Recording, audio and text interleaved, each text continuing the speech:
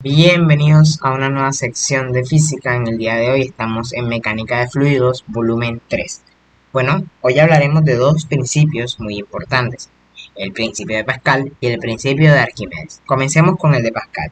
¿Qué nos dice? Este expone que toda variación de presión en un punto de un fluido se transmite íntegramente en todas las direcciones. Este principio nos permite amplificar la fuerza jugando con fuerzas y áreas, es decir, con las presiones.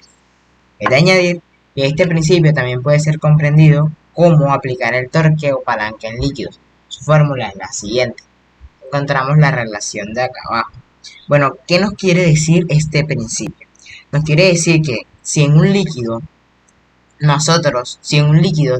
si en un líquido varía la presión por una fuerza externa, esta se va a transmitir en todas las direcciones que esto se va a transmitir en todas las direcciones, es decir, que un cambio, una variación en la presión de un líquido va a terminar en una variación en todos los puntos de ese líquido.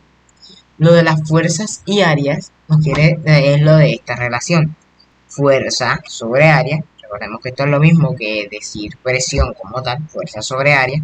Entonces, para que esta igualdad se pueda mantener, va a existir cambios entre las áreas o entre la fuerza, o puede permanecer igual. Generalmente varían. ¿Qué nos quiere decir ahora que es como aplicar torque o palanca en los líquidos? Recordemos que en torque, mientras más lejos del punto de equilibrio del sistema aplicaremos una fuerza, más impacto iba a tener. Bueno, así mismo pasa con este área. Resulta de que imaginemos que tenemos un área muy pequeña, pero ejercemos una fuerza muy grande sobre ese área tan pequeña. Entonces, para que se pueda mantener la igualdad, este área grande,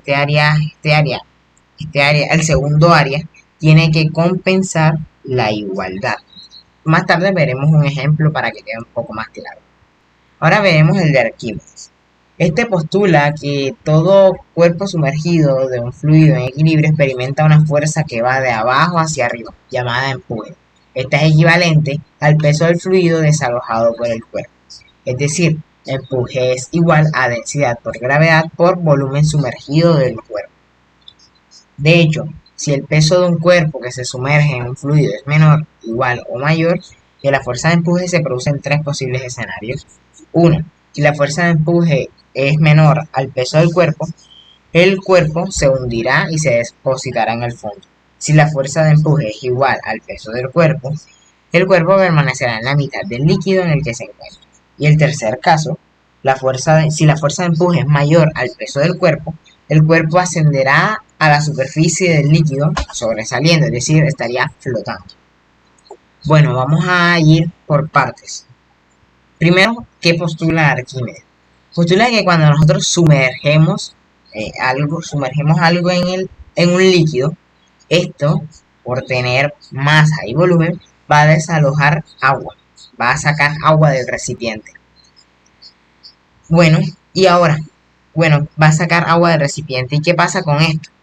Este peso, es decir, la cantidad de agua desalojada, va a ser igual a la fuerza de empuje. Es decir, el lugar que esté ocupando el sólido sumergido, va a, va a desalojar fluido, y al desalojar este fluido va a generar una fuerza de empuje porque está quitándole, por decirlo así, el lugar donde va el líquido, está desplazándolo. Y por eso se postula la siguiente ecuación: densidad por gravedad por el volumen sumergido del cuerpo. Es decir, que si el cuerpo está sumergido completamente, sería el volumen total del cuerpo. Si está sumergido a la mitad, sería la mitad de ese volumen. Y así con todos los casos que nos den. Y ya los últimos que nos muestran son los casos posibles en este principio. Es decir, que si la fuerza de empuje es menor, claramente sabemos de que si la fuerza de empuje es menor al peso, el peso va a hacer que se vaya hacia abajo. Si son iguales, se va a quedar quieto en la mitad del recipiente. Y si la fuerza de empuje es mayor al peso, es obvio de que va a salir a flote. Veamos un ejemplo para que quede un poco más claro. un ejemplo del principio de Pascal. Teniendo en cuenta una prensa hidráulica cuyo primer émbolo posee un diámetro de 2 metros y el segundo émbolo un diámetro de 10 metros y 1000 kilogramos sobre él, ¿cuál es la fuerza requerida en el émbolo de menor diámetro para levantar 1000 kilogramos sobre el segundo émbolo? Bueno, ¿qué tenemos? Tenemos dos pistones, dos émbolos, tenemos dos longitudes que vamos a convertir a áreas y tenemos una de las fuerzas que ingresa por un lado. Esto está en kilogramos y ahora veremos qué vamos a hacer. Vamos a observar algo. Acá tenemos los datos.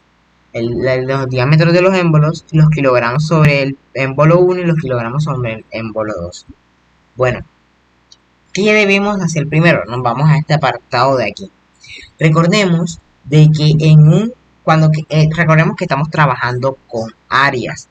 Es por ello que tenemos que recordar la área de la figura geométrica que nos estén pidiendo. En este caso sabemos de que si nos están hablando de diámetro, sabemos de que estamos hablando de algo circular. Entonces, si tenemos el diámetro del émbolo, recordemos que la fórmula del área de un círculo es pi por radio al cuadrado. Entonces, el radio es la mitad del diámetro. Si el radio es la mitad del diámetro y el diámetro es 2, entonces el radio será 1. Listo, esto elevado al cuadrado multiplicado por pi, lo que nos daría 3.14 metros al cuadrado. Este sería el área del émbolo 1. Ahora vamos con el émbolo 2. Si el diámetro es 10, entonces el radio es la mitad. Es decir, que el radio es 5. Entonces sería radio al cuadrado por pi, o pi por radio al cuadrado, es lo mismo. Y esto nos daría 78.53 metros al cuadrado. Listo, ya tenemos áreas. Ahora sí. ¿Cómo reconocemos si algo está en áreas? Si está elevado al cuadrado su unidad de medida. Ahí sabemos que estamos hablando de áreas. Listo. Ahora vamos a hablar sobre la fuerza. Tenemos que son 1000 kilogramos, pero esto no es fuerza. Entonces, para que se convierta en fuerza, es decir, para que estemos hablando de newtons, tenemos que saber de que la fuerza de ese caso sería el peso, ¿no? Únicamente. ¿Y cómo hallamos el peso? Masa por gravedad. Entonces tenemos 1000 kilogramos por 9.8 metros sobre segundo, lo que nos daría 9800 newtons. Listo, ahora sí tenemos una fuerza y dos áreas. Es por ello de que sería muy fácil aplicar la relación. Entonces tenemos que despejar. Queremos hallar la fuerza 1, tenemos el área 1, tenemos la fuerza 2 y el área 2. Entonces simplemente tenemos que pasar a multiplicar el área 1 y nos quedaría algo así. Fuerza 1 es igual a área 1 por fuerza 2 sobre área 2. Reemplazamos los datos y nos quedaría lo siguiente. El área 1, 3.14 metros al cuadrado, por la fuerza 2, es decir, los 9800 newtons, sobre 78.53 metros al cuadrado, que sería el área 2. Ingresando esos datos en la calculadora, nos daría que la fuerza 1 sería de 391.85 newtons. Eso sería la fuerza requerida del otro lado. Ahora veamos algo del principio de Arquímedes.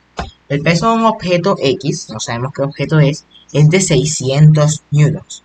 El volumen de este es de 5 metros cúbicos. Se encuentra completamente sumergido dentro de un líquido con 870 kilogramos sobre metros cúbicos de densidad. Calcule la fuerza de empuje.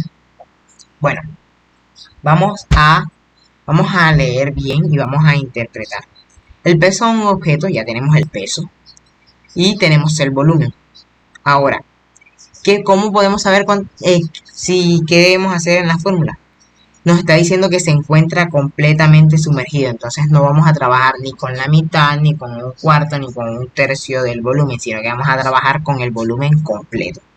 Dentro de un líquido con 870 kilogramos sobre metros cúbicos. Esta es la densidad del líquido. Entonces ya será fácil recordar de que empuje es densidad del fluido por la gravedad por el volumen de este cuerpo que está sumergido. Y esto nos quedaría que la fuerza de empuje es igual a, el resultado será de 42.630 newtons. Recordemos de que al empuje ser una fuerza, se va a medir, su unidad de medida será el newton. Bueno, ya hemos resuelto dos casos, uno sobre Pascal y otro sobre Arquímedes. Nos vemos en otra ocasión.